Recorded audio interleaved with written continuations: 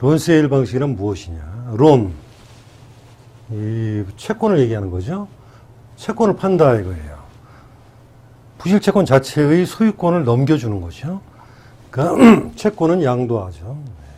물론 양도하게 되면 근저당권은 당연히 따라온다. 그런 것이죠. 그래서 채권자가 바뀌는 겁니다. 모든 것이 양수인에게 이전하고 그 근저당권, 따라오는 근저당권도 그 순위를 유지하면서 그대로 이전되는 거죠. 이게 중요합니다. 그죠? 순위가 유지된다는 거는 우선적으로 배당을 받을 수 있는 지위가 그대로 유지된다는 것이죠. 그래서 론세일이란 원금과 이자를 기준으로 할인해야 살 거 아닙니까? 가격으로 직접 채권과 근저당권이 온전하게 권리 의무가 이전된다, 양도된다 이런 것이죠. 그래서 채무자에게 양도받은 사람은 돈 달라고 할 수도 있고 경매 신청할 수도 있고 그리고 근저당권 자체도 또 제3자에게 또 팔 수도 있는 것이죠. 그러니까 론세일이라 그러는 것은 부실채권과 거기에 따른 근저당권의 전부가 이렇게 이전된다, 양도된다 이렇게 보시면은 간단한 것입니다.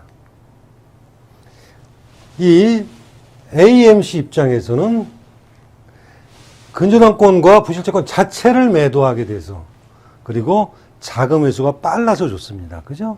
넘기고 끝이죠. 그리고 이 부실채권을 산 사람 입장에서도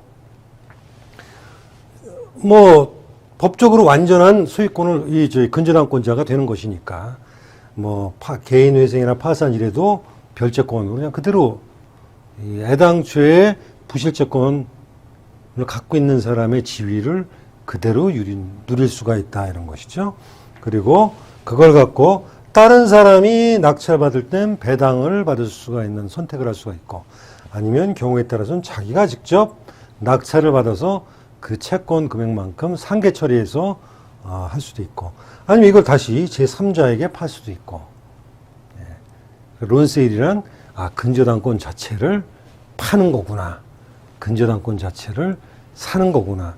그러나 정확하게 얘기하면 부실채권을 파니까 거기에 근저당권도 딸려서 가는 것이고 부실채권을 사니까 거기에 딸려서 근저당권도 온다 이렇게 보시면 되겠습니다.